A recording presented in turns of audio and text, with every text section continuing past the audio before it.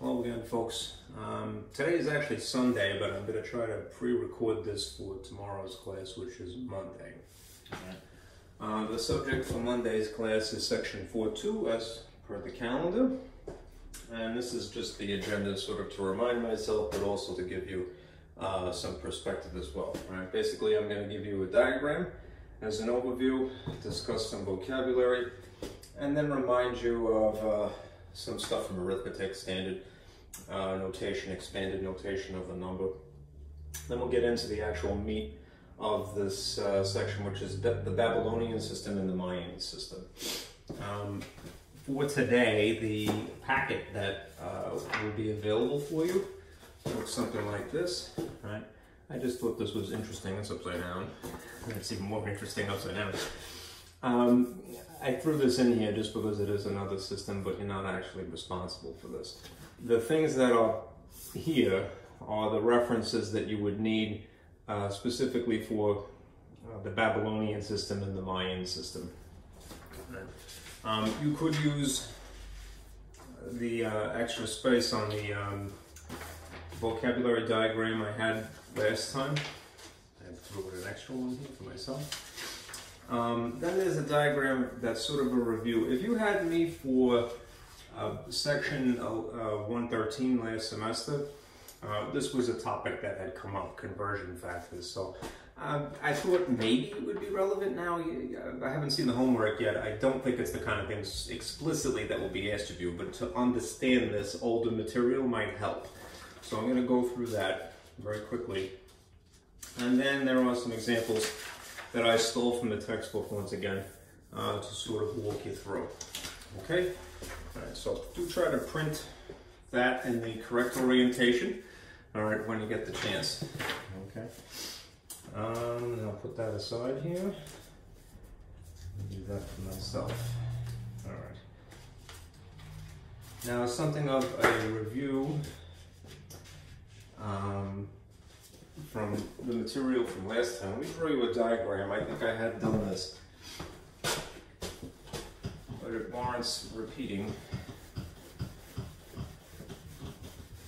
Just getting filthy already. If I have to, I would turn on the overhead light, but it may not be necessary. Okay. All right. We're talking about 4 types of numeration systems.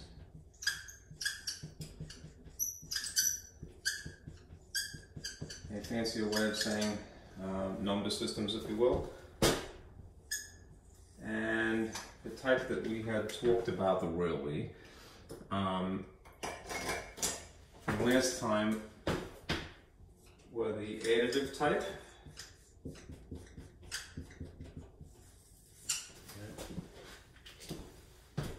And the multiplicative type.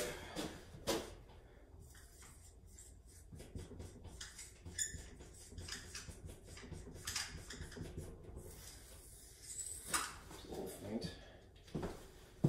Let's see. If I get any duds, I'm going to try to separate them all because I just bought it in a pack. The ciphered type.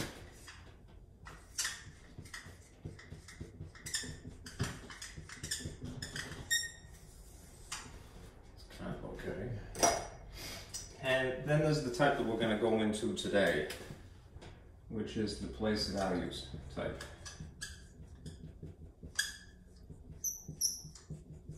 Or what they sometimes call positional. Okay. Basically, section 4.1 would have been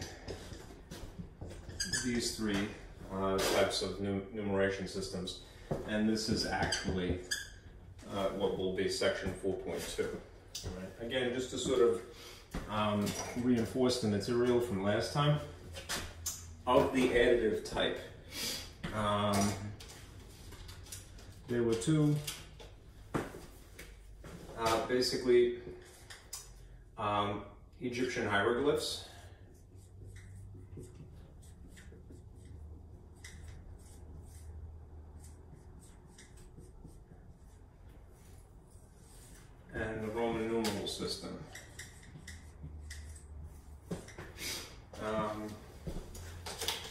traditional Chinese, which was primarily used as the example for a multiplicative system.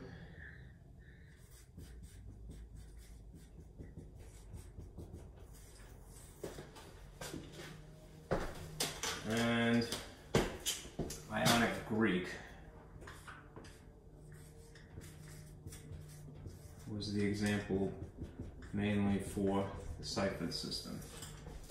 The greens are always the lousiest marker. I think that might be better. It's a cloudy day, so perhaps I should just go with that. All right. Let me see if this is a little bit stronger. A wee bit. Okay. Ionic Greek. In terms of operations, kind of give you a feel for each of these. Operations as in addition, subtraction, multiplication, and division. The Egyptian hieroglyphs primarily were adding, and by virtue of repetition. And there was no limit. If you wanted to, you could use the same symbol in an almost infinite number of iterations. All right.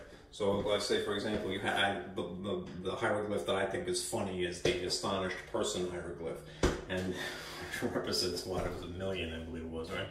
So you could draw that same picture of a person looking surprised many, many times, right? And subtraction would be simply not drawing as many, taking one away, right? Roman numerals were a little bit more strict. This involved basically adding and subtracting, with the caveat that you would have to pay attention to the position of the letters. So if you have a smaller value letter on the left and a larger value letter on the right, you would actually subtract it. If it was vice versa, you would add. And there'd be a limit of 3 iterations of that character. You could do multiplication, but these are primarily the things that you would use. Bar notation was used to imply multiplication. The multiplication that was interesting, I thought, was the traditional Chinese. Right? That was the operation.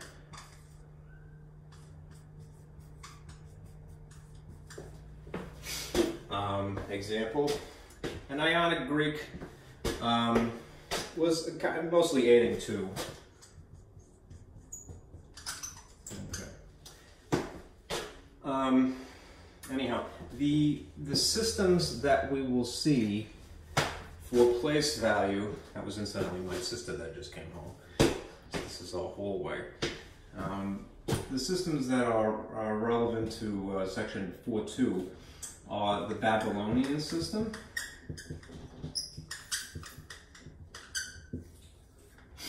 and the Mayan system.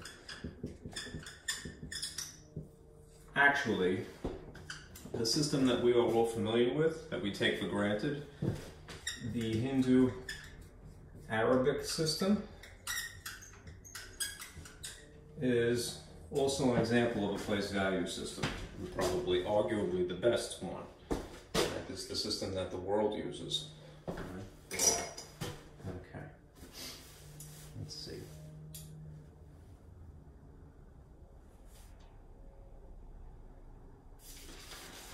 Let's get some terminology out of the way. And all the special effects folks, I'm going to pull back my board here. That way. What's this?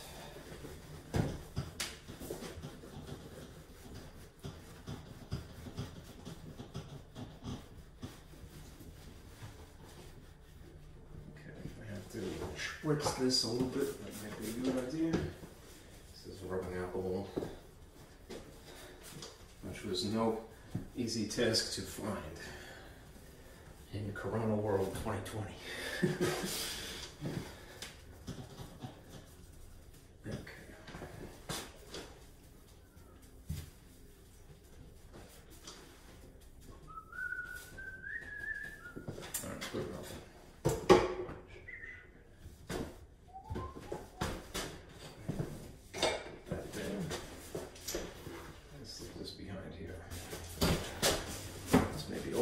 but it's organized. So, again, if you happen to have some extra space in the last sheet that you had, no sense wasting paper. You can go ahead and fill that in if you'd like. All right, here's some terminology that would be good to know. All right, let's describe a place value system, aka a positional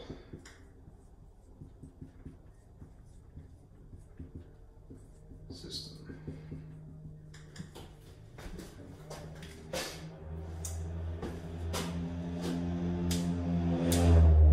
This is a situation in which the value of a symbol depends upon its location.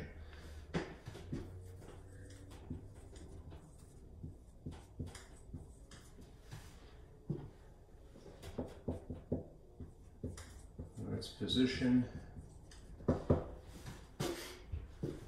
in a sequence of numerals.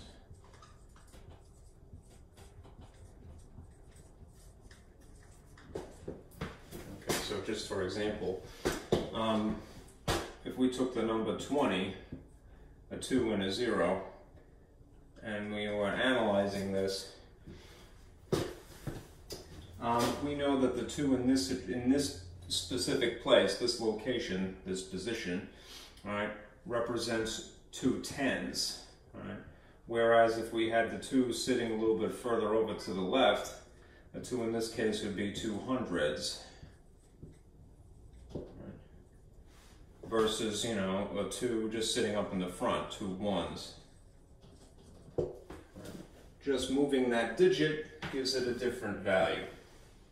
The value of a symbol depends upon its position in a sequence of numerals. And that's the handy, convenient system that we use nowadays, naturally. Okay. Let's see. Next, let's discuss, oh, where is this? Just was I need the space. A decimal number system.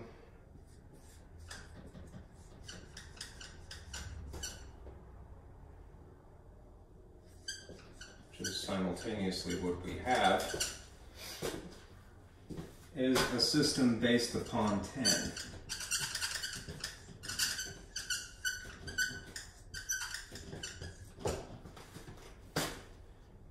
This was invented in India circa 600 CE, hence the name Hindu-Arabic, right?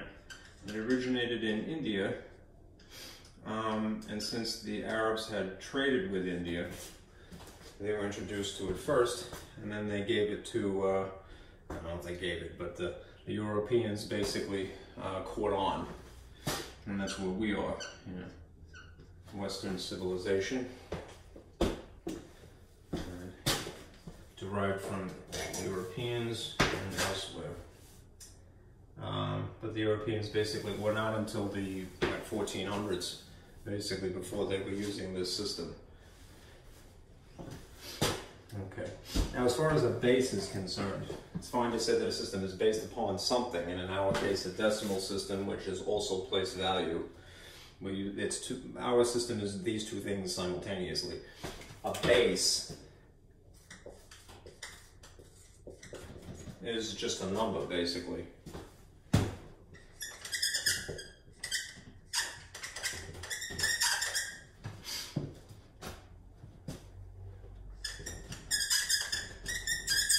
I'll draw you a diagram in a minute to summarize something else.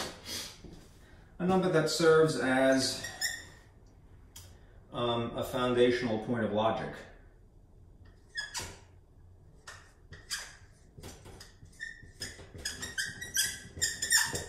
Or a basis of logic. Okay.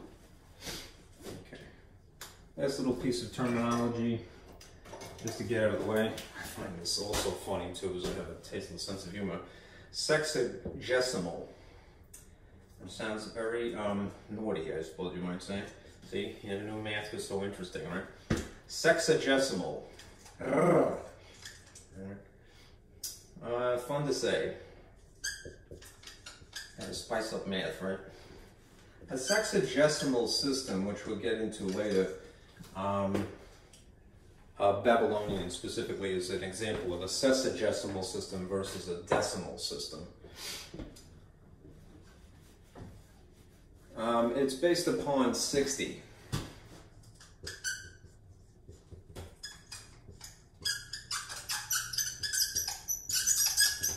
As opposed to based upon 10. Decimals 10, sexagesimal is 60. Just as a side note, the Babylonian system is also, interestingly, lacks a symbol for 0.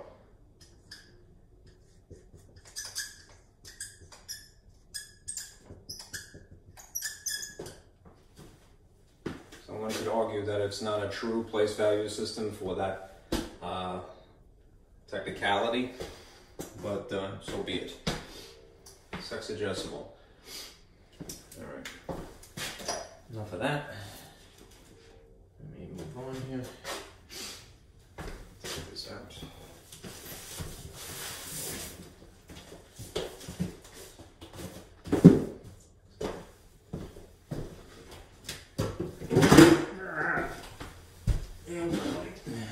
Low budget math.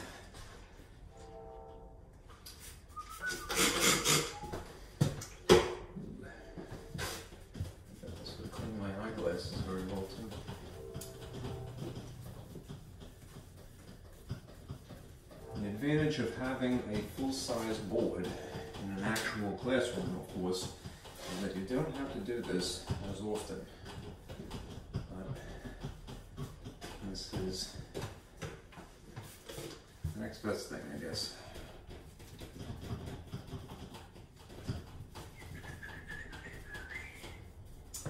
All right.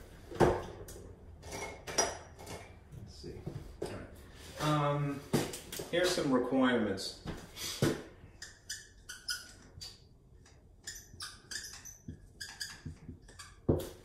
Of a positional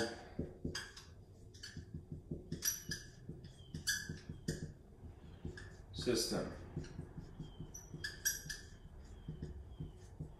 of numeration. First of all, you have to have a base upon which the logic is founded. In our case, the decimal system, the base happens to be 10. The second characteristic is that you need a set, which I'll put in those curly braces like that, a set of symbols, including 0,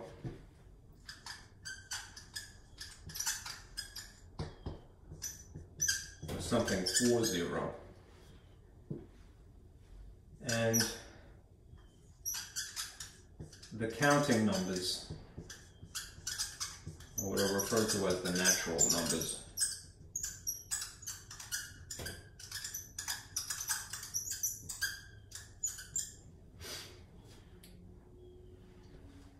Less than the base. That's a mouthful, so let me explain what I mean by that. If we were going to write a formal set, and again, that's from MAT-114, you're not really responsible for that right now, but for the sake of orderliness, right? Here's what our system would look like. We are base 10, right?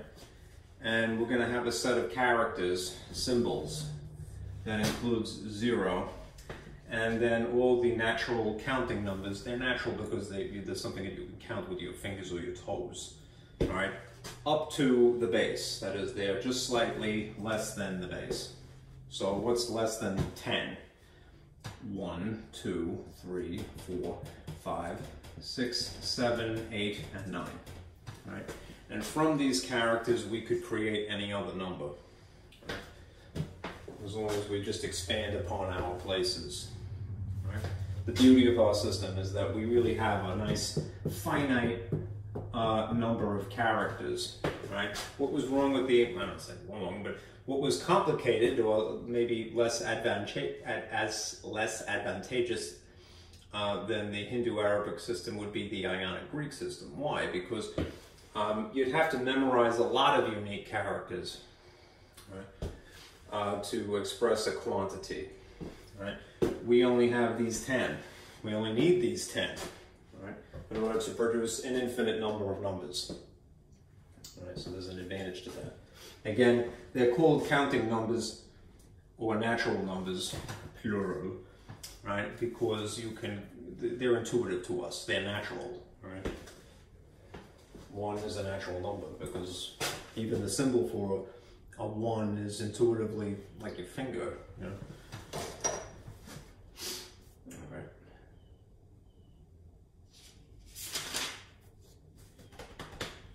All right.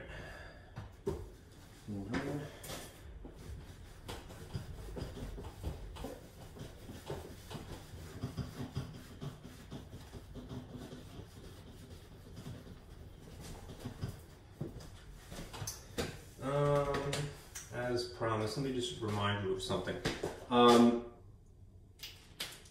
There is standard form of a number, and then there is expanded form. This is more or less the presentation of the number. That's sloppy.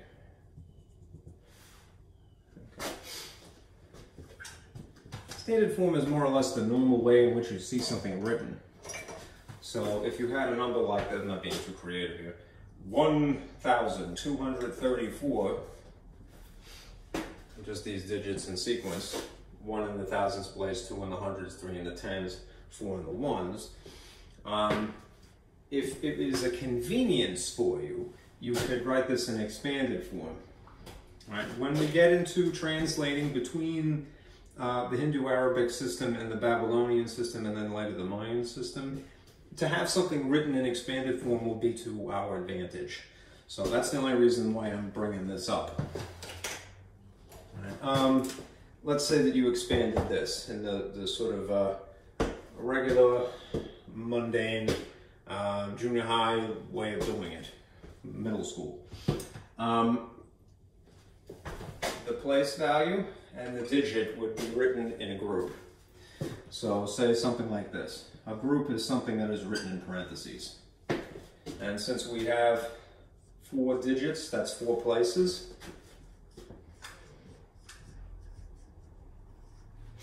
You could expect 4 groups. So just for the lack of board space, I'm going to sort of draw this diagonally like that. You would take the digit and then multiply it by its place value. 1 is sitting in the thousands place, so it would be 1 times 1,000 naturally. 2 is sitting in the hundreds, so it would be 2 times 100. 3 is sitting in the tens, so it would be 3 times 10. And 4 is sitting in the ones, so it would be 4 times 1. Now, to complete this, one thing you should add also is plus signs, because they're not independent of one another. They came from this figure, right? So they're the sum of this group, this group, this group, and this group. And if it's a little out of frame here, let me just move this down slightly. Okay. I'm not sure what AE lock is, but a little thing showed up on my screen here. That's weird. Okay, I'll go with it. Okay, as long as it's visible, all right? This is the expanded form versus the standard form. Again, converting between numeration systems, it would be to our advantage to write things expanded. You'll see soon. You will soon see. Okay. Okay.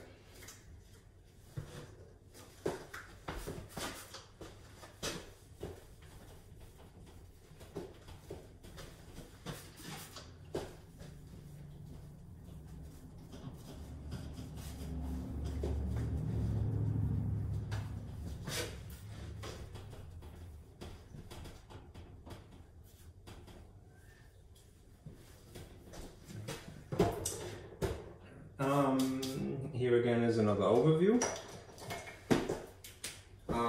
Some characteristics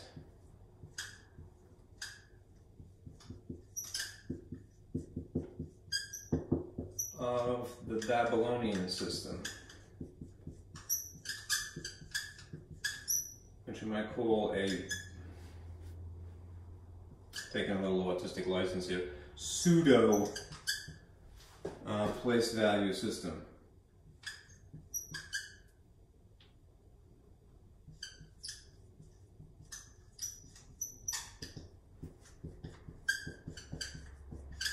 For the reason that it does not incorporate a symbol for zero. Again, the Babylonian system is distinct from any other because it is a base of 60 instead of, say, for example, a base of 10. Now, 10 happens to be, again, naturally intuitive to humans. Why? Because we have 10 digits. Even the word digit refers to it. That's Latin for finger. All right. Why 60? All right. Probably because it geometry. All right, and the calendar.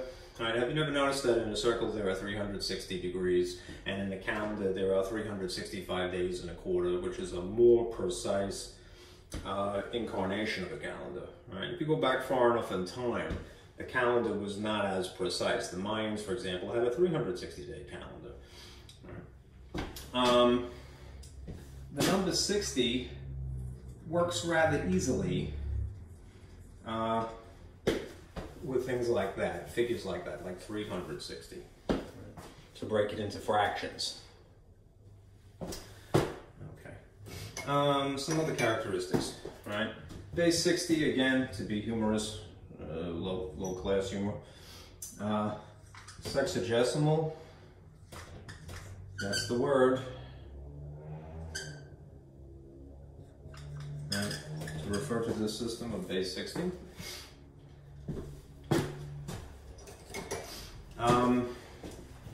The way that you imply places are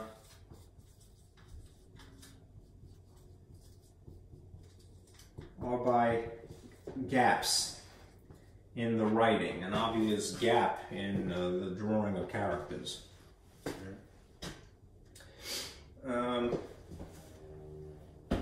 Again, there is no zero in this system, unfortunately. This predates that for them, for Western culture, you might say. Which unfortunately leads to a lot of ambiguity. Another reason why this is an obsolete system. You need a zero to do more sophisticated mathematics. There is an interesting character. Remember, as I was mentioning before, the kind of math that the Egyptians would do would be not exclusively adding, but primarily adding. Well, the Babylonians had basically adding and subtraction down pat, right? And to imply subtraction, they used this symbol in tandem with this other symbol. If you notice from the handout,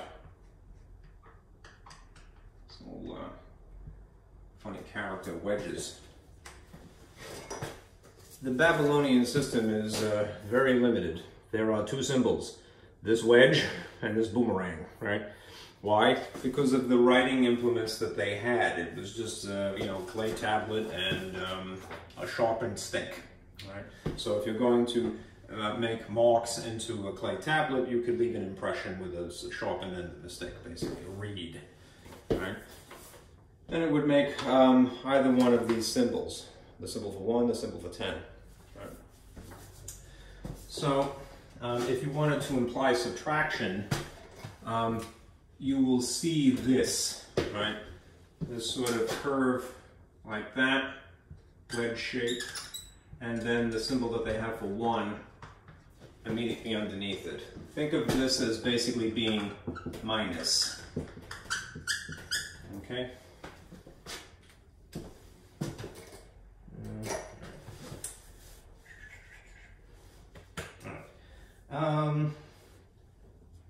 Let me give you one of the things first here.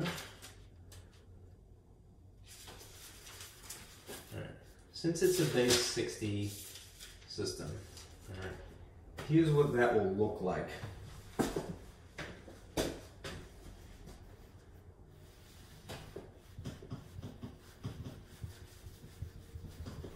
Think of this as basically the model, the pattern that you're going to use over and over again as you're translating.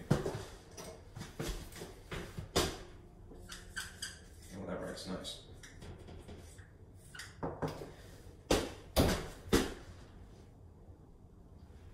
If it's base 60, think of exponents, right? The larger sized number, the bottom of something that would be referred to as powers, all right, is the base. All right? I don't want to go off on too much of a tangent here, but let me draw this little thought cloud here to remind you. If you had x squared, right, and you would say to yourself, oh, well, that has an exponent. Indeed, it does. This particular figure that is of a larger size, and it's more or less the bottom of this is the base, right? And this is the exponent. And the whole thing is a power. Well, in our model for the Babylonian system, what you might see practically would be this. 60 to the third, believe it or not, 60 squared, 60 to the first, and then technically 60 to the 0, right? Just to be consistent. And if you can think of this as basically being the end of the number, you would read from right to left. So you could have higher powers this way.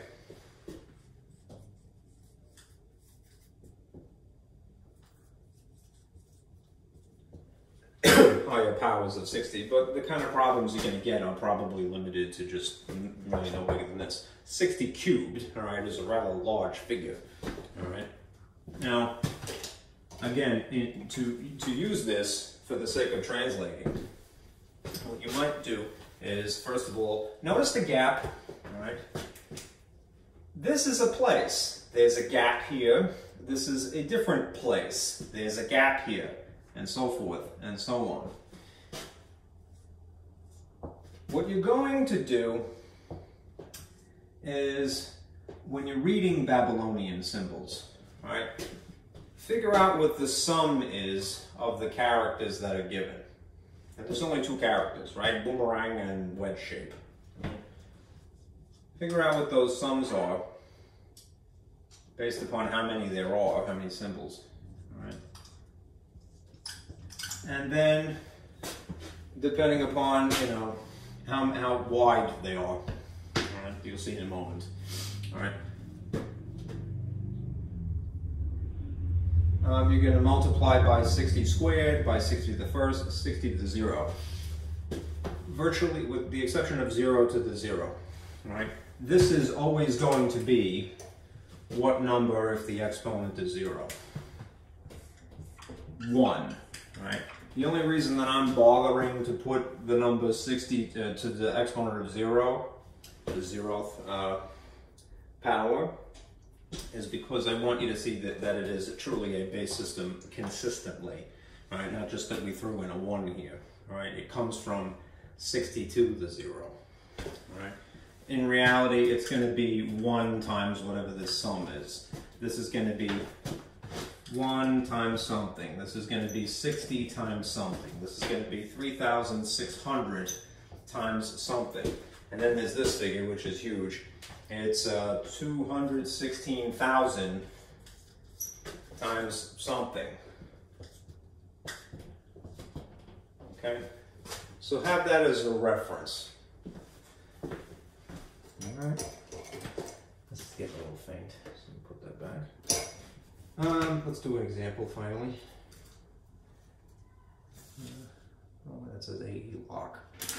My camera has some funny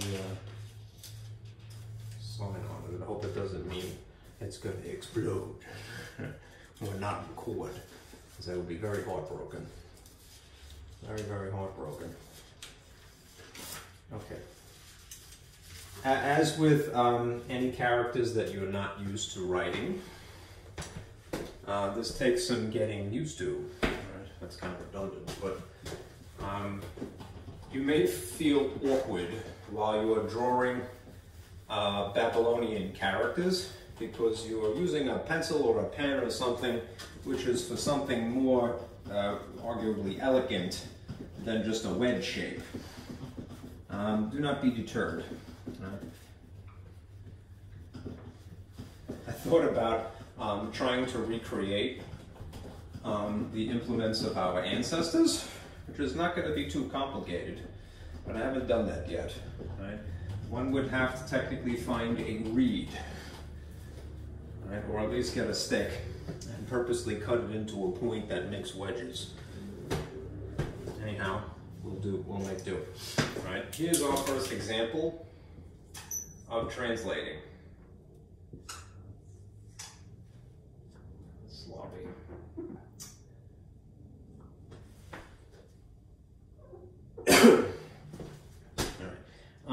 If we're going to write something from Babylonian, quit it, baby, and translate it into Hindu Arabic. I'm just going to, just for the sake of conciseness, write Arabic.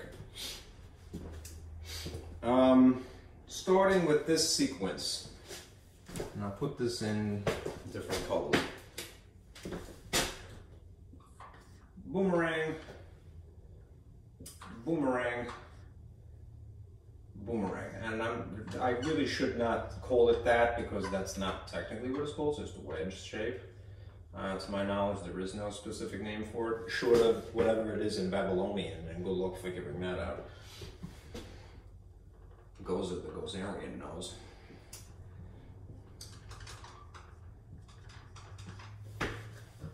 But I don't want to corrupt your opinion, but you get what I mean. This looks like a railroad spike to me. As we go on, I'll probably not work so nicely. This is nice. This is sloppy. Alright. Now, this is the first place. Then there's going to be intentionally a gap, right, which I will exaggerate here. Boomerang, boomerang.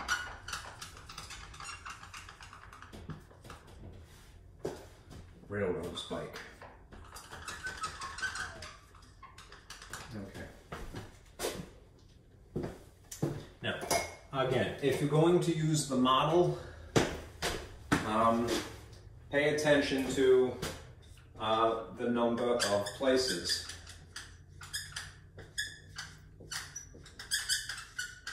Which is essentially the number of groups. That's very faint. There's another dud. Okay. Count the number of groups. All right, that's the number of places. This is one group. This is the second group. All right. So you're always going to start with 1, which is really 60 to the 0. All right. This group will be 1 power higher, which is 60 to the 1st.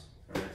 So realistically, 1, because that's what this ends up being, and times 60, which is what this is.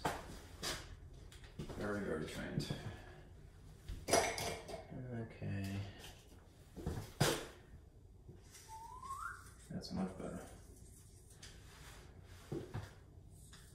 Okay. Now we still need to do what? We need to figure out what the sum is of these characters in this particular group, and then also the sum of these characters to represent this group. And then we will multiply 60 by that, and then multiply 1 by that, and then add the leftovers. Add the products. Okay? So, this is probably overkill. that this is what we're going to end up doing.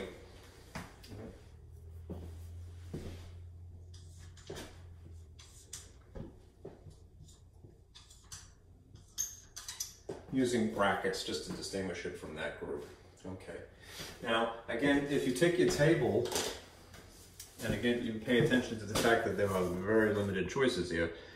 Railroad spike, if you will, is just the symbol for 1, and boomerang is the symbol for 10. So, what does that mean? It means that this is 10 plus 10 plus 10. There's no subtraction symbol here, remember. 10 plus 10 plus 10. And then 1 plus 1 plus 1 plus 1. All right, and that added together would be what? Realistically, it's 34. All right. 30 plus 4 is 34. And then we'll multiply by 60 eventually. All right. Similarly here, boomerang is 10 and 10. 10 plus 10. And then the railroad spike symbol 1. So 21. Okay. Do your multiplication before you add these groups. All right. That's the reason why, as a formality, I put these brackets here. Okay.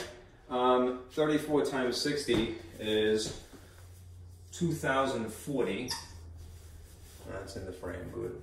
All right. 21 times 1 is 21. So if you add these now as the last resort, what does this equal? 2061. Right. These collection of symbols with this obvious gap in between, right, is 2061. It's kind of interesting, right? Okay.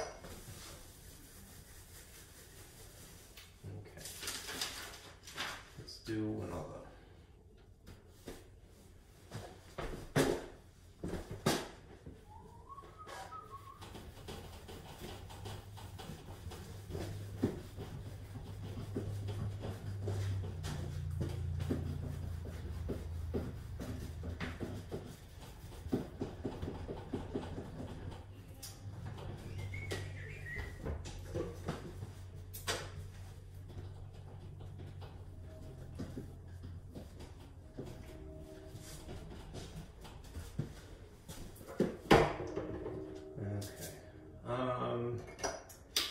Once again, let me draw these characters.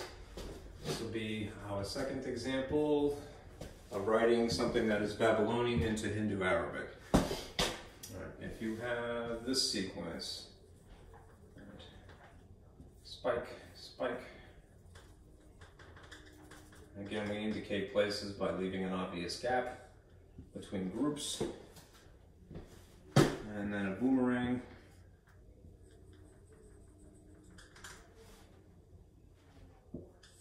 Second wedge. Okay. And then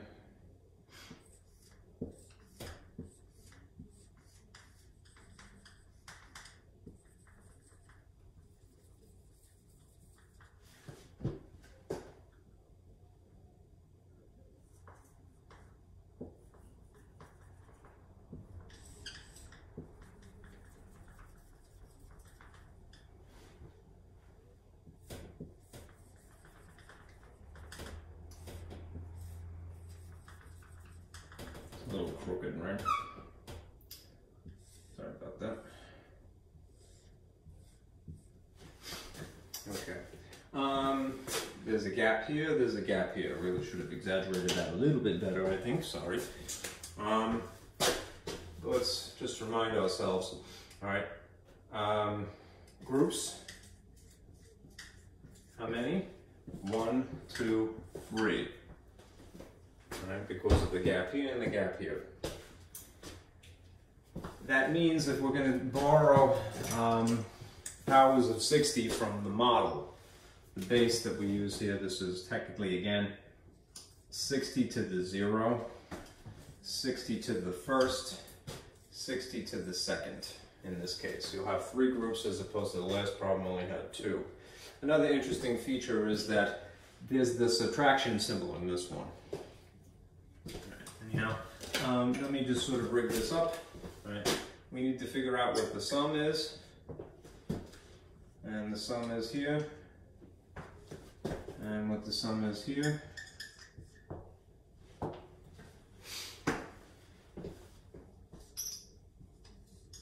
And then we will add these to figure out what the Hindu Arabic equivalent would be.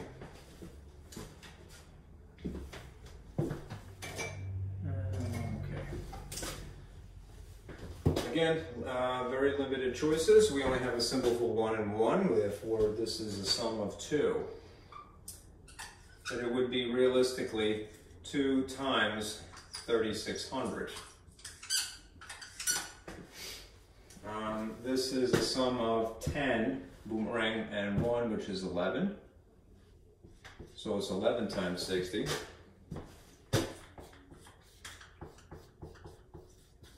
It goes 60 to the first is really 60. And then there's this. It maybe is a misnomer to refer to it as a sum. If it's subtraction, it's technically a difference. But how does this work? If you think of this as basically meaning minus, that's cool, all right?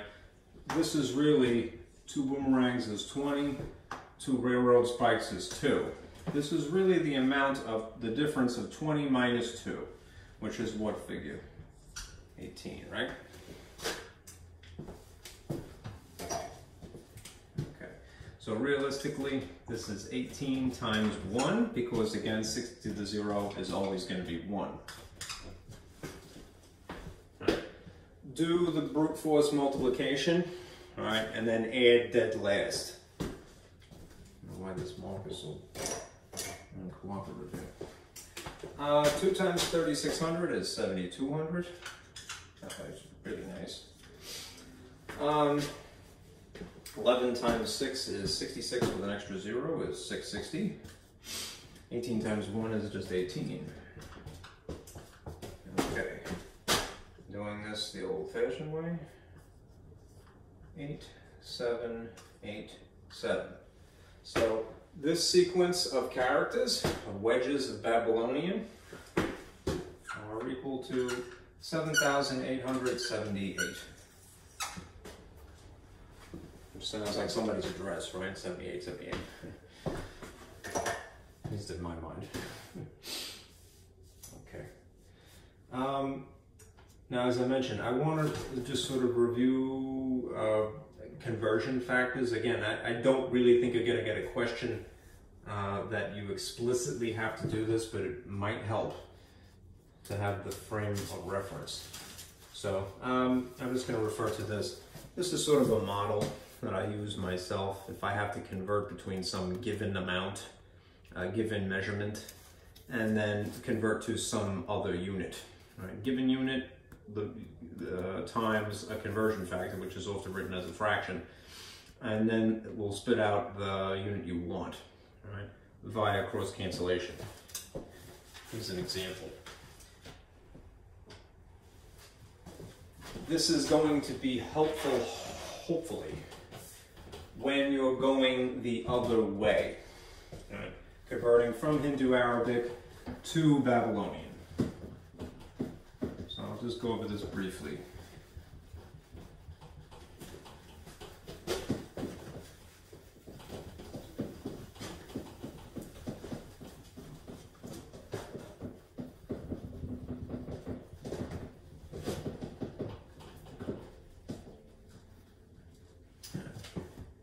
If we were going this way instead, it's a little bit more complicated. Right. Couple of things. Yeah, I'll put a little coat now. Doesn't bother. It's not gonna write. Not nicely. I'm not gonna fight with it. There are some good conversion factors to know.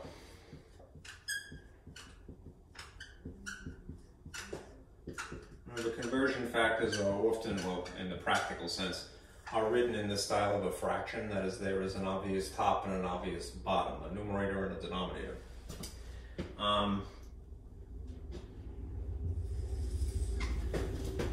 In 1 hour, there are 60 minutes. In 1 minute, there are 60 seconds. Also, in 1 hour, there are 3,600 seconds.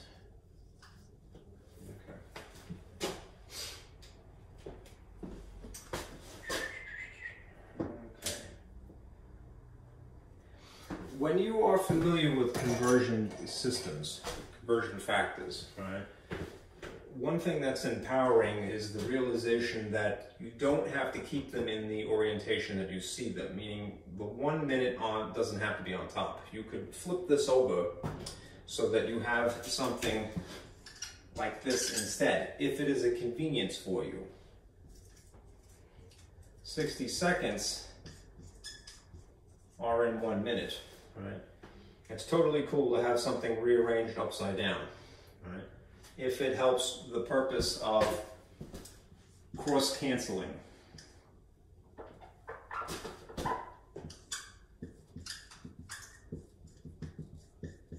That is the benefit of knowing this. Right? If you've ever taken a chemistry class, you know that you do unit conversion all of the time, right? Let me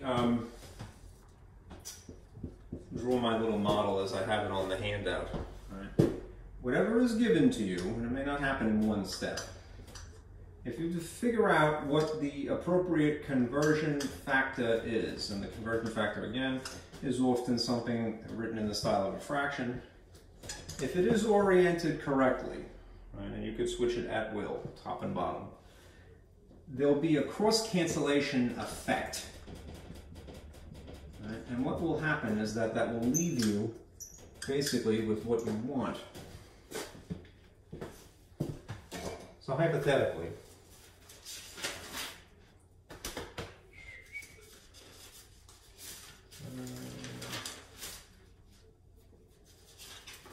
suppose you had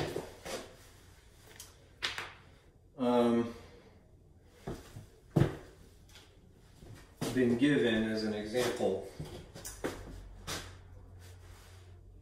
the question of how many seconds in 2.5 hours. Right. Using this model, you would take what's given to you. 2.5, I'm just going to make it, I don't know. 2.5 in the style of a fraction would be 2 times 2 is 5/2. All right. And I'm going to put the unit on top. All right. If you prefer the decimal of 2.5 to represent 2.5, that's cool as well. I find that when you're trying to employ cross-cancellation technique like this, it's better to leave something in the improper fraction style, but it's not mandatory. What's more important is that you realize that the unit that's given to you, hours, is always going to be above the line. Okay. If what you want is seconds, then just put a question mark in seconds over here. All right. Now what you will need to do is go to some reference, all right, that incorporates both of these units. There's this one. In 1 hour, there are 3,600 seconds. How come? Because in 1 minute, there's 60 seconds, and then there's 60 minutes in an hour, so 60 times 60 is 3,600. Anyhow, that's the conversion factor. So if you're going to strategically arrange these two pieces, namely the 1 and the 3,600, such that there'll be a cross-cancellation effect, right? You want to make sure that the unit that is canceling is diagonal. So if you're starting out with the unit of HR hours on top here, start out with the HR unit down here, and then the unit it's converting to will be up here. All right. That will force you to put the numbers in these locations.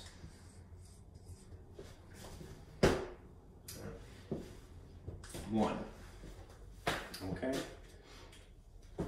So, may not seem like a big deal, but here's the beauty of what happens once you've rigged the system to go. The units cross-cancel, right? It's sort of like this situation. If you had 2/3 times 1/2, where there is some figure of similarity, one above the line and one below the line, they will cancel, right? The intricate reason is that they have a common factor in the case of numbers like 2 and 2, all right? But it is also an effect that is true for words or abbreviations for words. They will behave exactly the same way. Ultimately, it's like dividing something by itself, which is just 1 and you don't have to write it. That's the intricate reason why you could cancel out these things. One is above the line, one is strategically below it.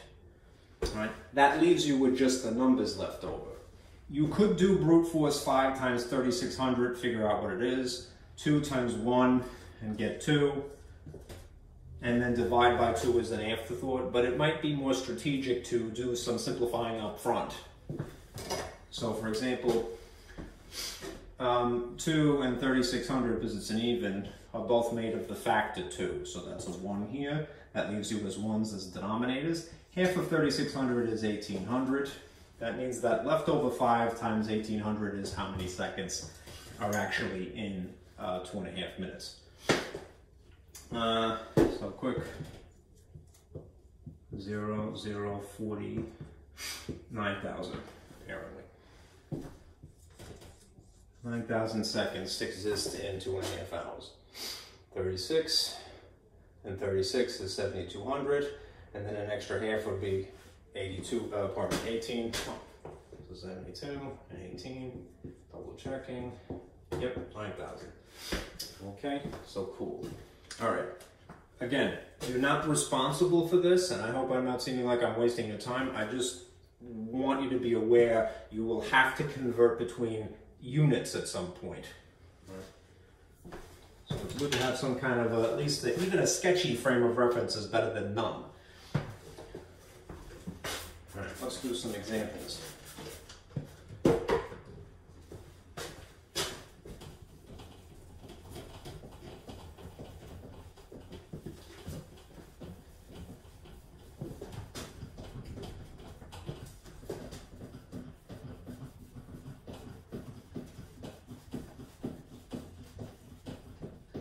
On time, now input.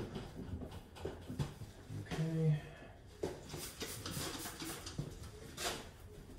Probably should get another napkin here.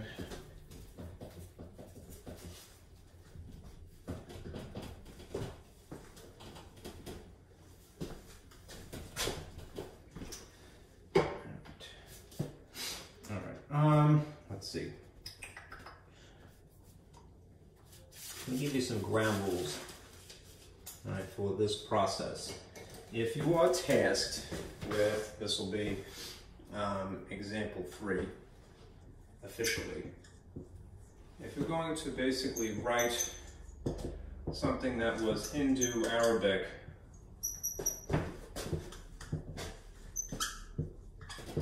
in Babylonian, here's some strategy. Get a good marker that works here. Okay.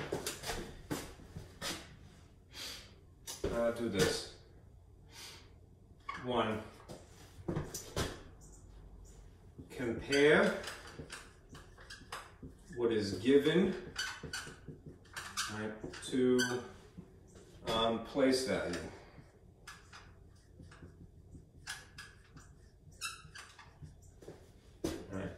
And here's a rule. If what is given is less than a place value,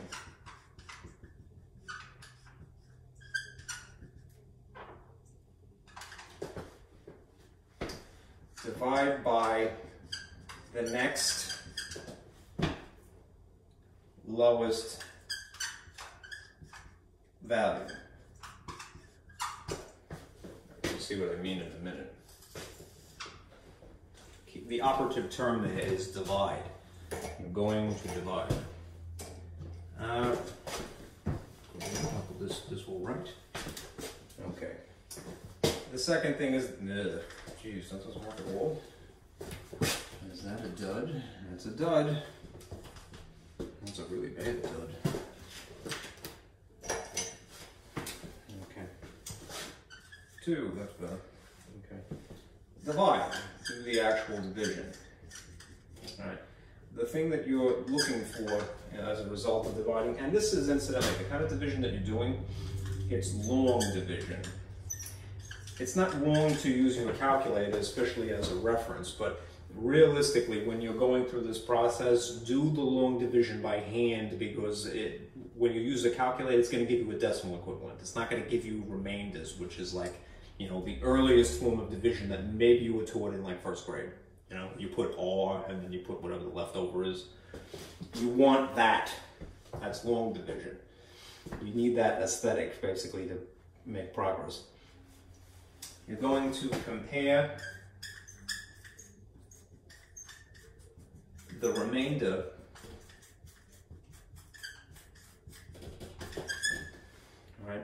in the same way. That is, you're going to take whatever this remainder is and compare it to a place value. Right? And if it's less than the place value, you're going to divide by the next lowest.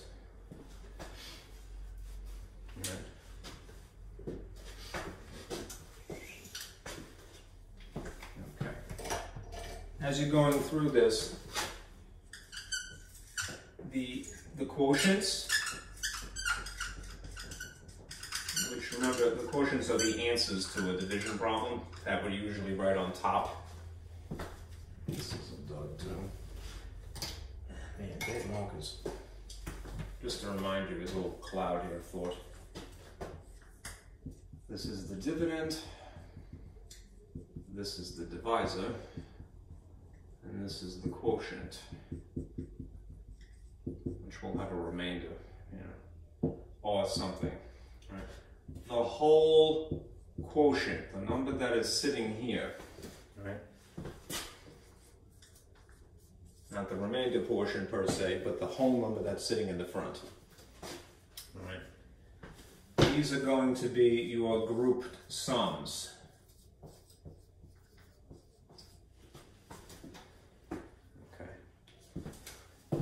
The last thing is that you are going to, that's in the frame, right? Good.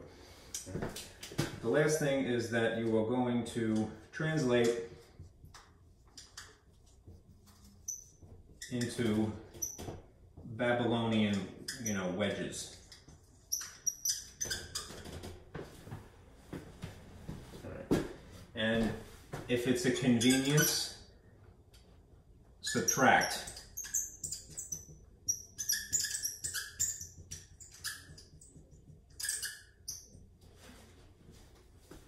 What do I mean by convenient? If the number of characters to express the quantity is smaller via the process of subtraction, then that's probably what you should do. Okay. Let's do this example. Okay. I need a little bit of space, so I'm going to just erase this. And I'll refer to this process.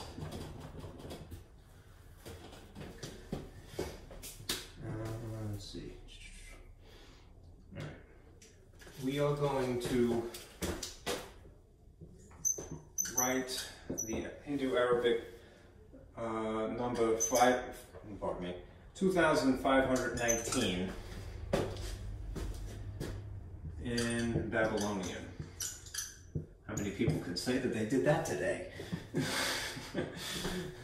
I write in Babylonian all the time. If you've ever seen Ghostbusters, I don't know why that immediately comes to mind. The villain of at least the first movie was Ghost of the Gozerian, which I can't remember was either a Babylonian god, at least in the story, or a Sumerian god. I think that might have been actually a joke. But every time, as I was writing this, I keep going, Ghost of the Gozerian. We're speaking in Ghost's language. Okay. All right, so we're going to write this number, 2519, using Babylonian wedges. How so? right? We're going to decide how this compares with our model, right? Here's our model that we have for a base 60 system, right? We have 60 to the third. There's others that you can have here. 60 squared, 60 to the first, and 60 to the zero. And realistically, what that means is that you are dealing with the number 1 times something. You're dealing with the number 60 times something, 3,600 times something, or 216,000 times something. Okay. This figure, which is of the thousands, it's in the 2000s, right? Let's compare it to these places, right? It would seem appropriate to compare these two. So according to this, what is given is 2,519, and the place value that we have closest to it, at least in terms of its length of number of digits, is 3,600. Is 2,519 greater or less than 3,600? It is indeed less. Right. So what we're going to do is we're going to, instead of using 60 squared, we're going to divide by the next lowest value. We're going to divide by this instead, because this figure is less than this one. Here's the work involved. 2,519 divided by 60 to the first, which is really just 60. All right. How many 60s can you squeeze in 2? It's too big, it's overshooting it. In 25, still too big. In 25, 250 roughly. All right. If you know your multiplication tables, you know that the relationship of 6 to 24, all right, would be 6 times 4. So my best guess is that this is going to be a 4, sitting above the 1 here, right? 4 times 60 is 240.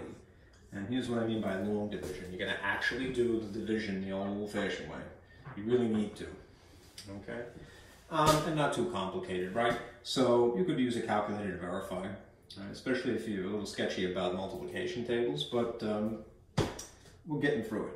1 minus that is 1, and this is also a 1, and then you drag down 9, and then you readdress the question. How many 60s can you squeeze into 119? Well, it would have been great if it was 120, because that'd be exactly 2, right? But it's not.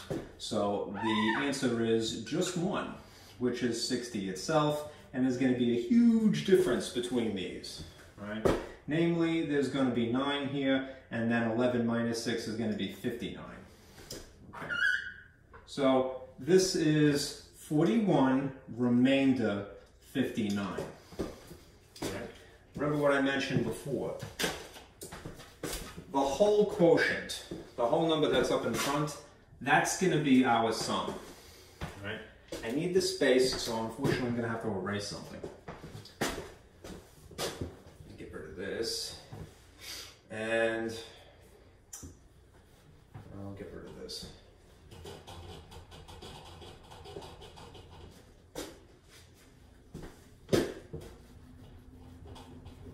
We didn't end up using 60 squared, we used 60 to the first.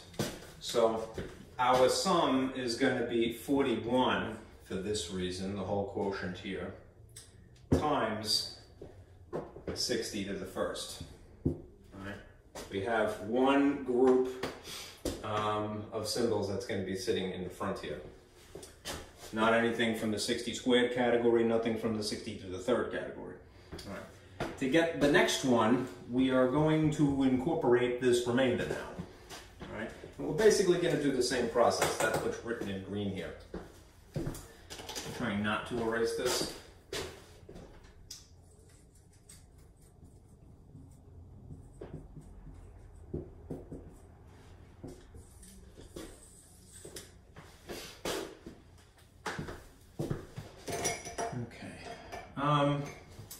So I need this space, so we're going to take this remainder number here. Right. If 59, which is that remainder, is what's given left over here. 59, is it greater or is it less than the place value of 60? It's obviously less than by the amount of 1, right? 59 is less than 60, so we're going to divide by the next lowest value, which is 60 to the 0, which is really 1.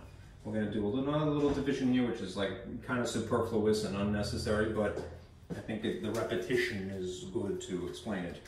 We're going to use that 59, stop, drop, and roll in here. And we're going to use our divider here, divisor. And then it's really easy. 1 goes into 5 exactly 5 times. 1 goes into 9 exactly 9 times. Again, it might seem superfluous, but that's fine, all right? Because, as I mentioned before, the whole quotients, and it terminated, it would naturally do that anyway. Our whole quotient here, terminated meaning 0, is going to be the group sum. We have, this is the first group, right? Then there's the second group. Leave a gap here, right? So it's going to be the sum of 59 times technically 60 to the 0. Okay.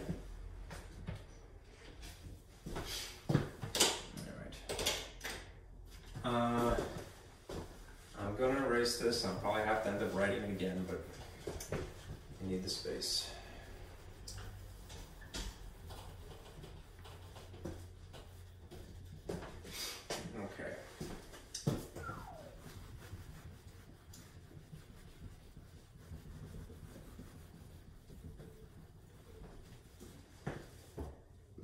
Okay, now the next thing is we're going to translate into the Babylonian wedges, which are boomerangs and railroad spikes, if you want to categorize them that way.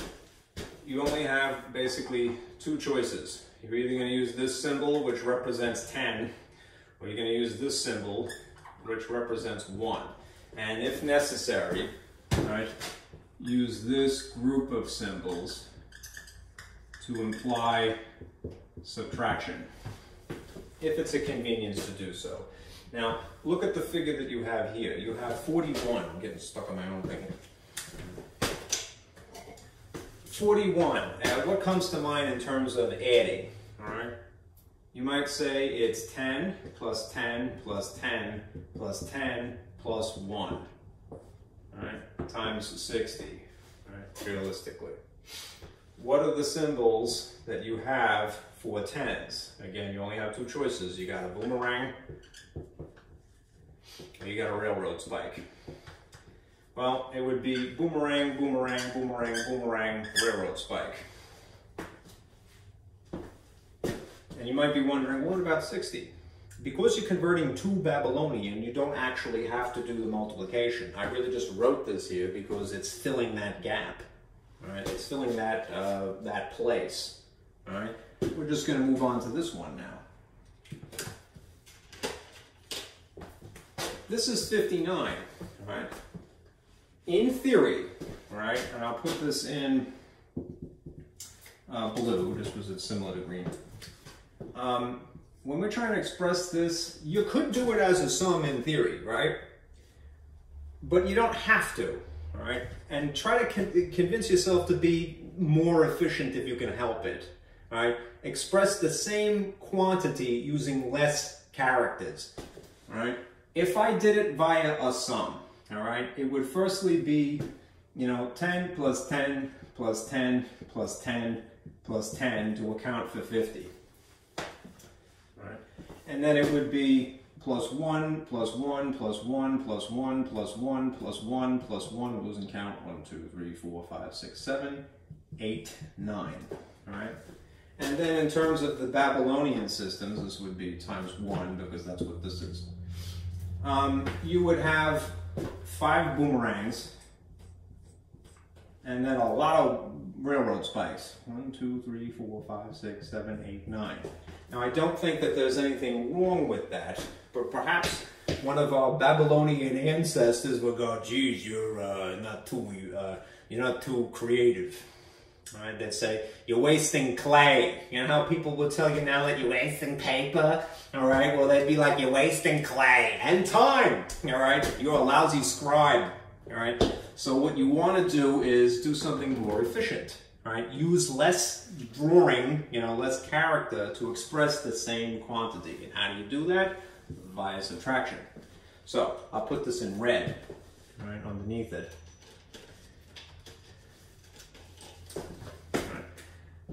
Let's go and say that it's really 60, because it's 59, right? Minus 1. 60 is a lot of boomerangs, right? It's 10 plus 10 plus 10 plus 10 plus 10. 1, 2, 3, 4, 5, 6 as a group. And then minus 1, right? This would be 1, 2, 3, 4, 5, 6 boomerangs. Then you would use this symbol to imply subtraction, and then 1 railroad spike after it. Right? If I were going to write this a little bit nicer, a little bit neater, all right, this is what you should end up with.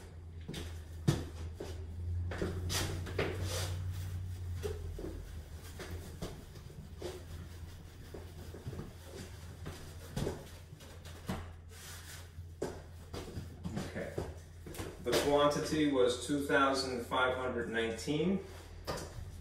That's in Hindu Arabic symbols. Our decimal base 10 system. And translated into Babylonian. Make sure I spelled that correctly. I think I did. Okay. It would be this first group. Boomerang, boomerang, boomerang, boomerang, wedge, railroad spike, an obvious gap, and then this shorter sequence. Boomerang, boomerang, boomerang, boomerang, boomerang, boomerang, 6, subtract that. This equals this. Now, I know it's probably minor, but let's count them. 1, 2, 3, 4, 5, 6, 7, 8 versus 1, 2, 3, 4, 5, 6, 7, 8, 9, 10, 11, 12, 13, 14 characters. So technically it should take up less space, right? Okay.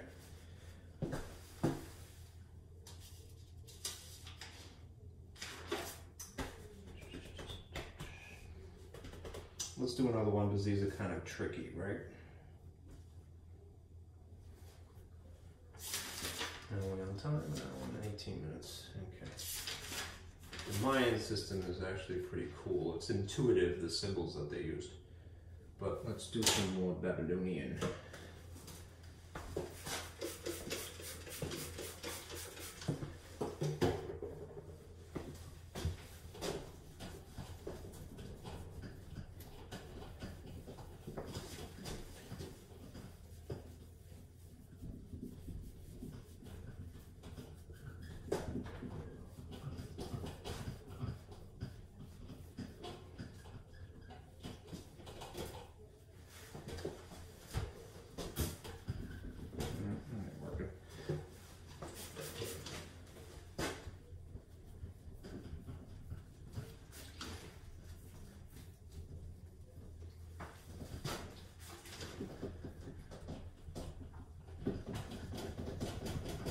Just to reiterate what I had said, again, I have to unfortunately duplicate what I wrote, but perhaps I can do it more concisely.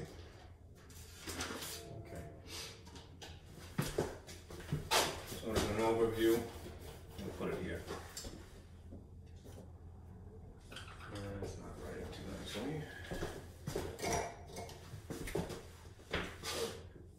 That's better. Okay. All right. You're going to compare the given to place value. Right. If what is given is less than the place value,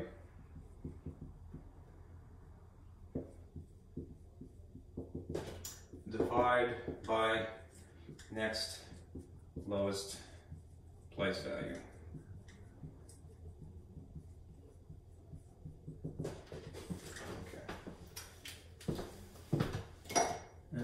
Mean to actually divide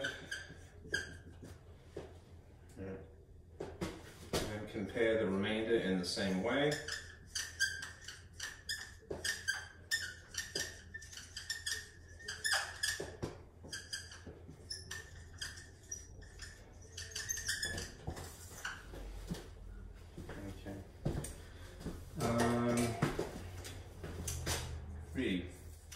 Whole number quotients, right, or the group sums.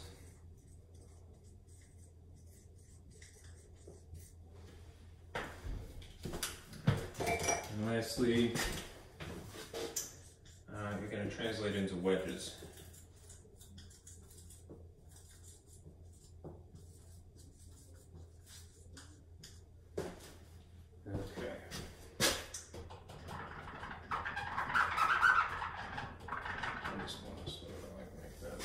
Confine myself to just half here. Here's our next example.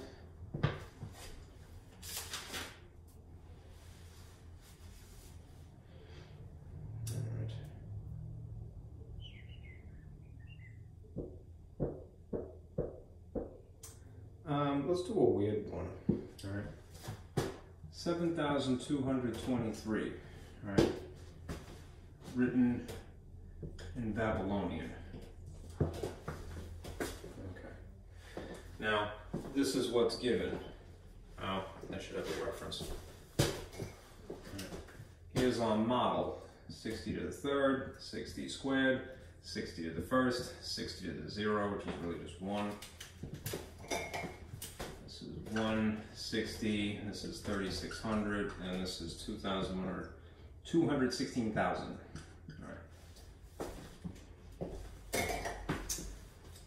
If what is given, 7,223,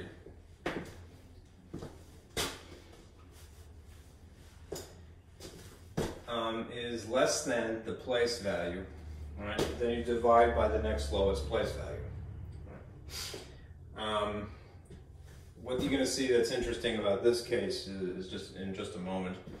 If we went with something that was the same size, right, in terms of the number of digits, let's say you went with 3,600, because that's how we did it last time. This relationship would not hold, right? So this is not true. 7,000 is greater than 3,600. So what you're going to have to do when it's greater is divide by the next highest.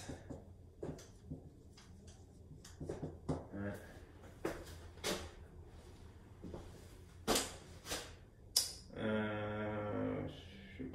Yes. No, I'm double talking here. Forgive me. Let me rephrase myself. I'm sorry. I did this problem already, and I'm just screwing it up here. All right. Let's start with this one here. 216,000. Sorry.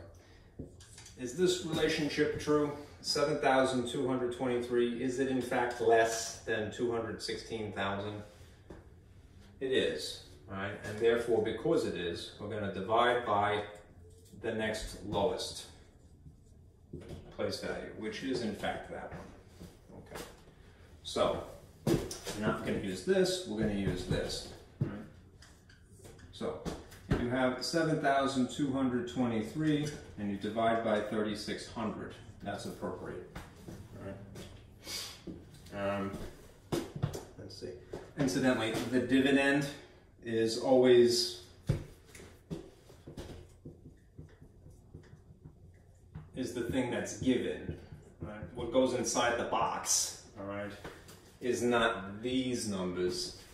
All right. That's the place on the outside. Okay. Place value 3,600 is the divisor. The dividend which is the inside guts here, is whatever is the value that's given. Right. So do the arithmetic. Maybe this red and green would be nice. Okay. 3,600, how many can you squeeze into 7223? Just because I happen to recognize some of the numbers, right? You could pull tricks if you're doing this the old-fashioned way, round this to 7,200, right? And then just deal with, knock off the 2 zeros here and the 2 zeros here. You might recognize that there's a relationship between 36 and 72, right? From multiplication tables of 12, all right, or 6, all right, or 2, all right? Basically, 3,600 times 2 is 7,200, which is remarkably close to this. So there's going to be a 2 here and then 7,200 here. And the difference is 3, 2, and zeros. All right, so we're out of digits, we're not doing decimals, we're not making fractions really. What we're doing is we're saying that this is 2 remainder 23. All right. The whole quotient that is here, that is the digit 2 from doing this division, all right, is the group sum of where we borrowed from here. So it's 2 times 60 squared, that category that would be filled in. Okay. We're going to repeat this process, compare the remainder in the same way as we had done this now.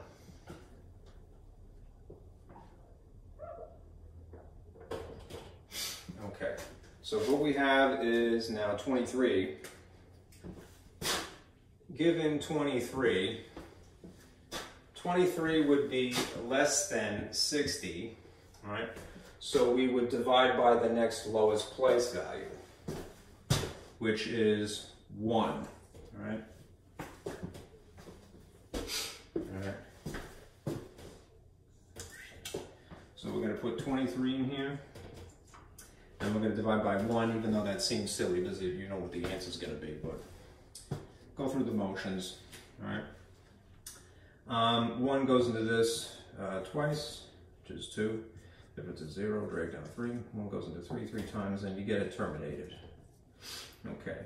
Whole number quotients. There is a remainder of 0, but we don't write that. The group sums. 23 times what we used. Technically, it's 60 to the 0, which is technically 1.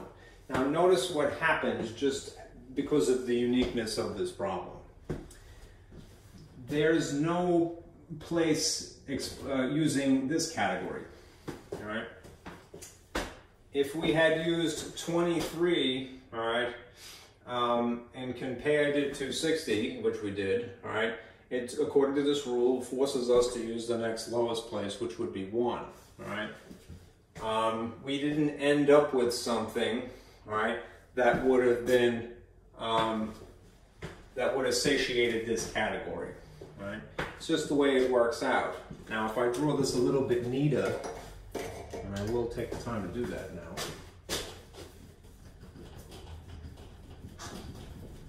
I'll stretch it out a little bit easier to see. Let me just clean this. Buff, buff, buff.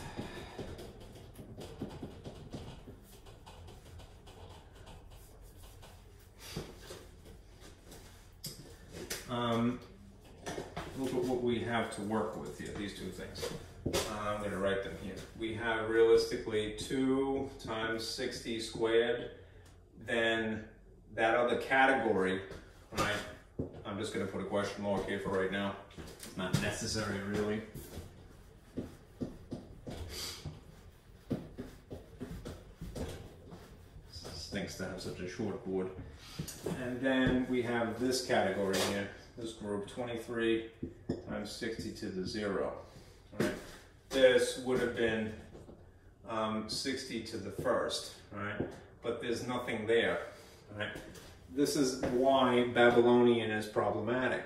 There's, first of all, no symbol for 0 in cuneiform, all right, this wedge language. All right. So that's an issue. how will we, and it makes some ambiguity then, right? Right? It might seem like a different number. Let's translate what we have, all right? And then try to make some kind of accommodation, all right? To make it clear that it's distinctly one thing, 7,223, and not something else. All right. The sum here, we're just going to translate into Babylonian wedges, all right? Again, we only have two choices, boomerangs or railroad spikes. If it's 2, it's just 2. It's like Dracula teeth. All right. Let's show it forward maybe a little bit darker.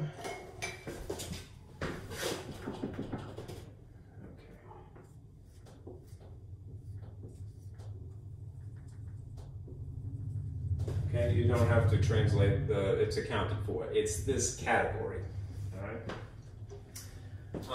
We're gonna leave an extra wide gap. That's how you accommodate. Pardon me, that's how you imply that there's something missing here that cannot be expressed. All right.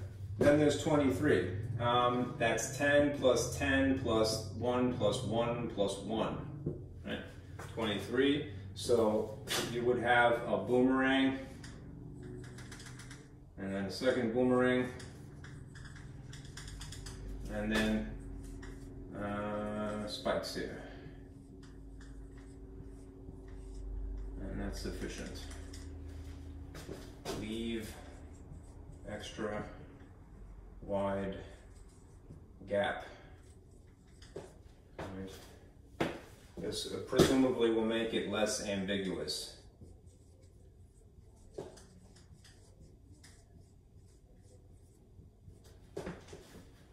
If you would bunch them a little bit closer together, you might seem to have something that is not in the 60 squared category, but instead something that is in the 60 to the first category, right? And that would not be this 7,223, right? So we would have to make this obvious gap just to distinguish, right?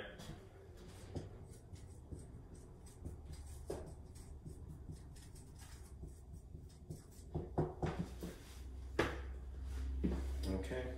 Anyhow, the bottom line is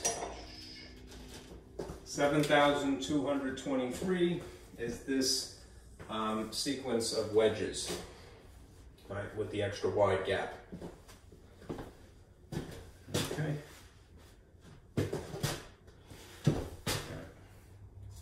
It implies that there's a missing place value. Okay. Let's get into MAT-1 now. Yay. Okay. I'll erase this. And I'll show you some similarities and then some differences.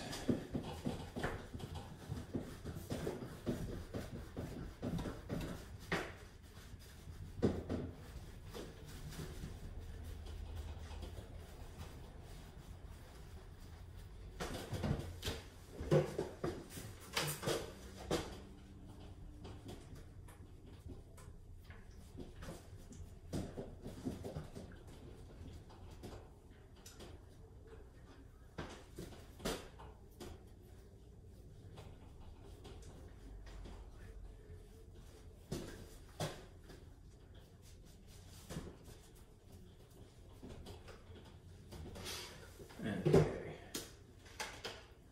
All right, a couple of points here. Make sure it's not so wet.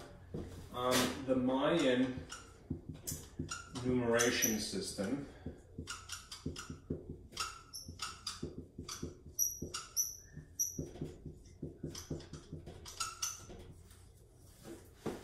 is, instead of base 10 or base 60, is actually base 20. It's not exactly as consistent as either of those. There's a little weirdness you're going to see in a minute. All right. It's interestingly written vertically as well.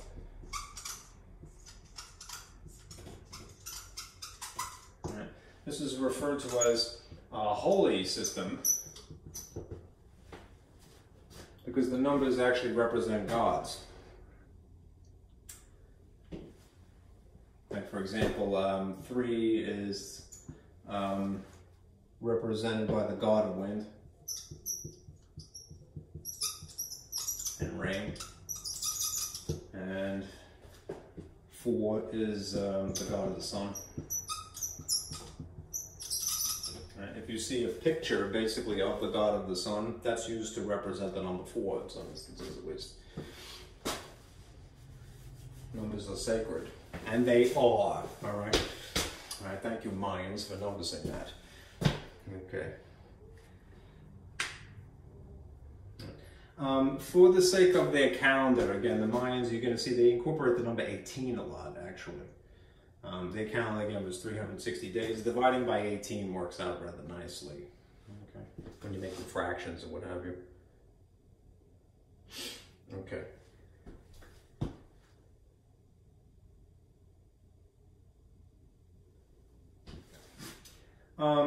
Let me draw you a little comparison here. We just got done with the Babylonian system.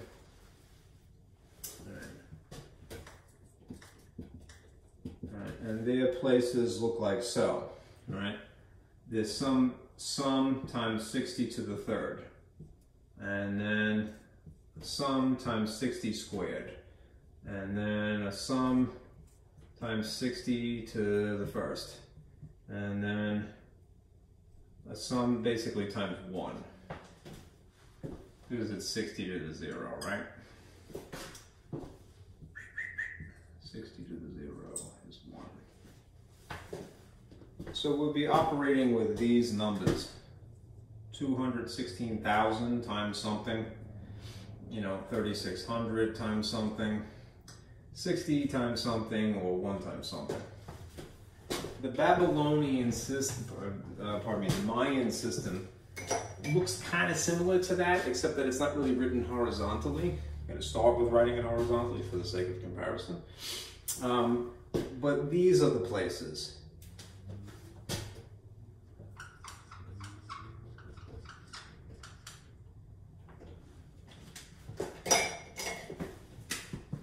Let's see. You have essentially 20 to the 0, which is really 1. Again, just like 60 to the 0 is really 1.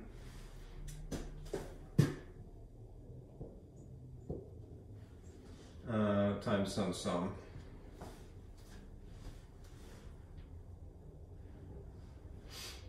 $20 to the first, which is really just 20, times whatever the sum is.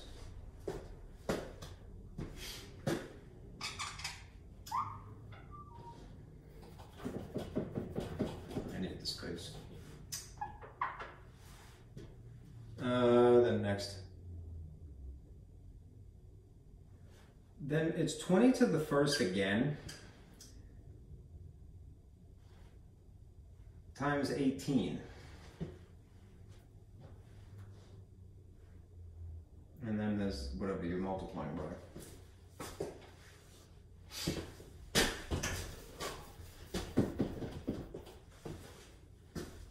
Which means that this is really 360.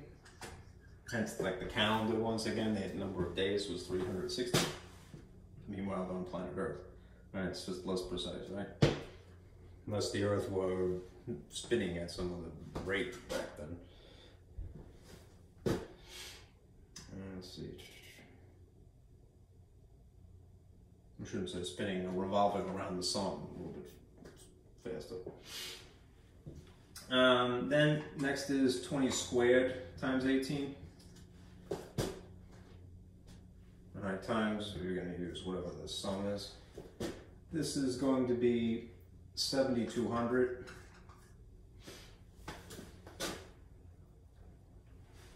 And then you could keep doing this into infinity, but what you'll see is probably no further to the left than this.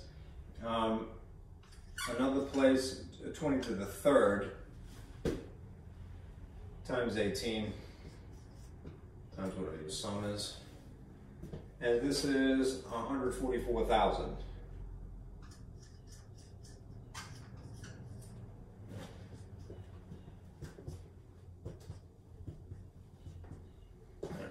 So if you have some characters that have been positioned into the third place, know that when you're translating it into Hindu-Arabic numerals, you're going to use times 360. Why? Because it's really 20 times 18.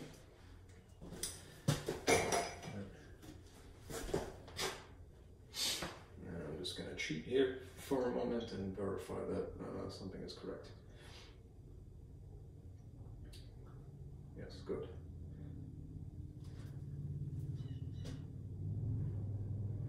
Good.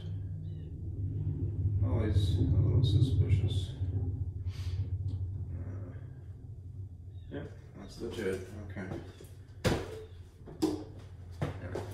Let me just remind you also, when you're printing stuff, right, again on the same sheet here, the other relevant table is this one, which has Mayan characters. Notice that this does include a 0, and they are very intuitive, right? A dot for 1, 2 dots for 2, 3 dots for 3, 4 dots for 4, and then a line is 5. So then up between 5 and 9, it's just using those figures that are already established. So you have 5 plus 1, 5 plus 2, 5 plus 3, 5 plus 4. 10 is intuitively 2 lines, 5 plus 5. Right? It's pretty neat.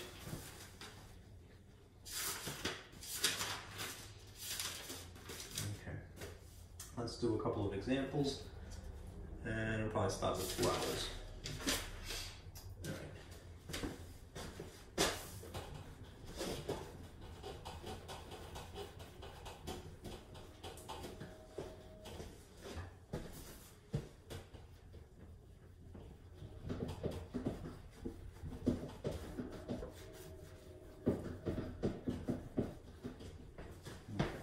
If you had to translate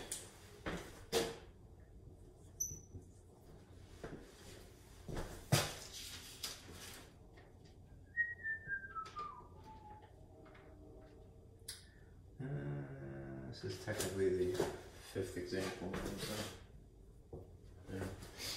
yeah. If you were going to write Mayan as Hindu-Arabic numerals,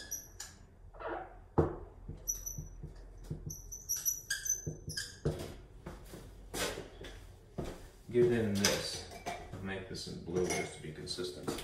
Remember, it's written vertically, so you would have, say, something like a dot and 2 lines, and then sequence the dots like so, and then these symbols.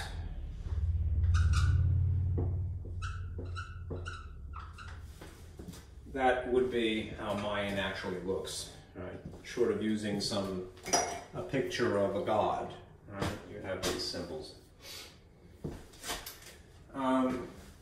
Use the table. I don't want to get in trouble here because my markers are kind of all over the place, but use the table. All right, to translate the symbols that you see here. All right. Remember, a line represents 5, so you could figure it out even without the table. 5 and 5 is 10 plus 1. This is really 11. Okay. 3 dots is intuitively 3. And then 5, 5, and 5 is 15 plus 1 is 16, right? Yes. And you might be content to go, all right, well, finish. But just remember,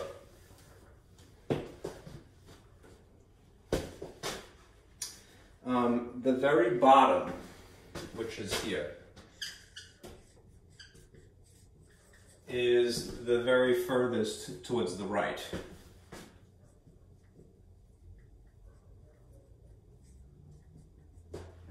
I know this is written horizontally, right? But just realize that if this bottom here represents the place that is on the far right, then the number that you're going to multiply 16 by would be 1. So it's really 16 times 1, which is 16. Okay. Then you naturally will progress. Right? So the next place would be 3 times 20. which is 60, right? And then the next place, 360, so it'll be 11 times 360, right? Which is 3,960. And then you add them. 3,960 plus 60 plus 16 should be 4,036.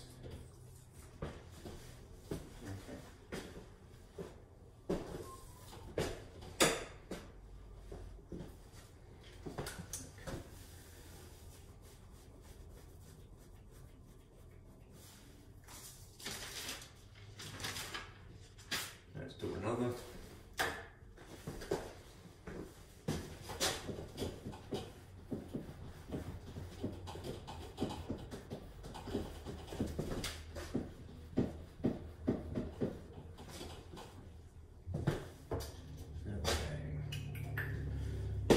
Suppose you are given mine of, let's see, 2 dots, and then stacks you see 3 dots and a line, and then you have the symbol for 0, which I hope I'm doing it justice here. I don't know if I am. To me it looks like a coin.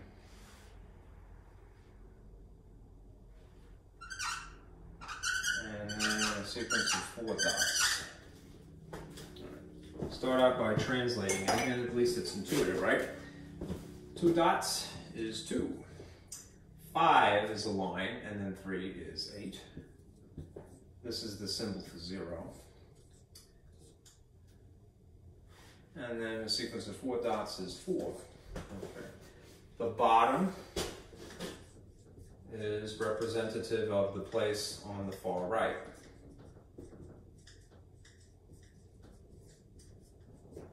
So it's 4 times 1, right, or 20 to the 0, if you like. And then one place up is 0 times 20. And then 8 times 360. And then the next one, 2 times 7,200. So you end up with 14,400. 8 times 360 is 2,880. 0 times 20 is 0, and then 4 times 1 is 4. Okay. And if you add them, you should get 17,284. Not too shabby, right? I like the Mayan system. I do, genuinely. It seems better than the Babylonian system, even though it has its similarities. They had respect for math, right? To think of numbers and gods as being, you know, synonymous. Okay. Actually, we'll go the other way now.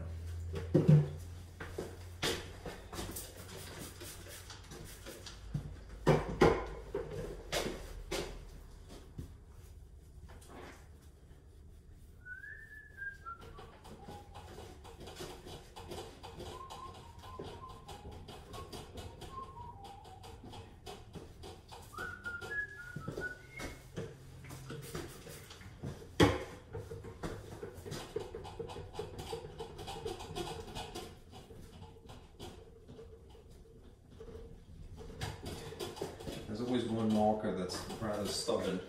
Barely writes, but it's tenacious. Won't go away for nothing. Okay, there we go. Alright, I gotta give that a spritz later. And I'll leave it alone. Okay. If we are going to lastly translate, write something that is Hindu-Arabic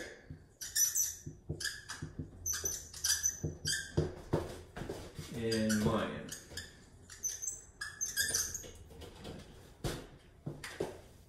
I'm trying to leave this references intact as possible.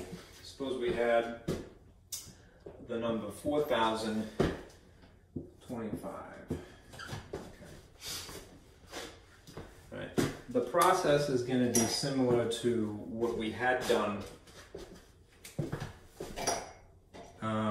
translating to Babylonian.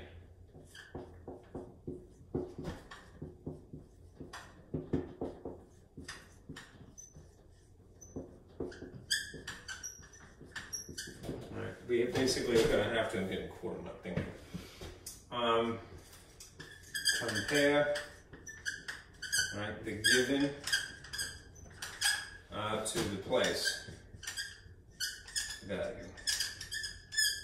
All right, knowing these numbers would be handy. All right, 144,000, 7,200, 360, 20, and 1. And just as before, if this is the relationship, all right, then you divide by the next lowest place value. Okay. So, if what is given to us is 4,025, that would naturally be lower than 7,200. 4,000 is lower than 7,000, right? So thereabouts. So therefore we're going to divide by the next lowest place value, which would be place value 3 here, right? Meaning we're going to use the number 360. Our symbols are going to be filling in this particular place to start with rather than that one. Right? Okay. So 4,025 divided by 360. Do the arithmetic. 360, you can fit 1 in the amount of 402. So you're going to subtract, brute force, 2, 10, and that's weird. That's wet. Sorry. All that drying and got messed up there. Okay, 10, all right, that becomes 3. If you subtract, it's not being wet, come on. 2 minus 0 is 2, 10 minus that is 4, 3 minus 3 is 0, break down 5. 425, you're going to overshoot it if you go on a double, so it's going to be 11 here. 360 again, 5, 12, 3, 6, all right. So you're going to have 11 remainder 65, all right? And you're going to repeat this process, all right? Repeat using remainders.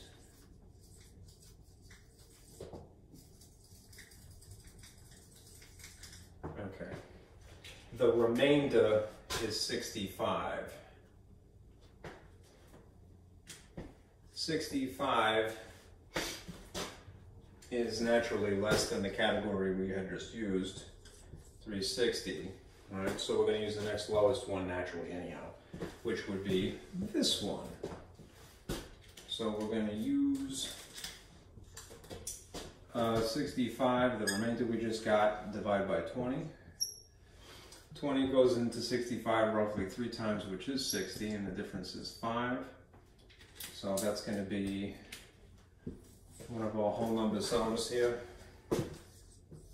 Whole quotient is the group sum. Okay. And perhaps we could do this one more time for that category. Okay. Remainder 5.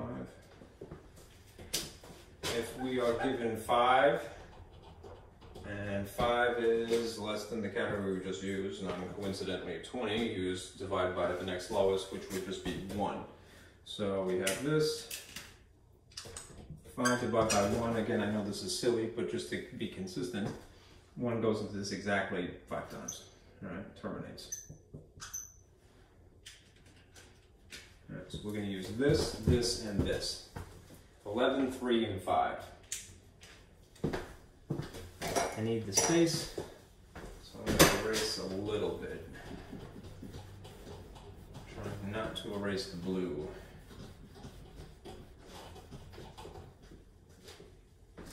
Remember, we have to write these vertically. So we're going to translate 11 into Mayan, and it will be on top. We're going to translate 3 also into Mayan, and we're going to translate, get away with not having that, 5 into Mayan. Right. In theory, you don't really have to do this, but it would have been 11 times 360, right? Right? It would have been 3 times 20. It would have been 5 times 1. We just need to translate these Arabic numerals 11, 3, and 5 respectively into their Mayan equivalents. Because they are stacked, and there's 3 of them, it's understood that this is the place, that this is the place, and that this is the place, without having to draw that somehow. Okay, so what is 11? It is fairly intuitive. It's lines and dots, right? So even having only looked at it superficially a couple of times, I remember if 2 lines is 10 and then 1 dot is 11. All right, 3 is intuitively 3 dots, 5 is line. Mine is cool.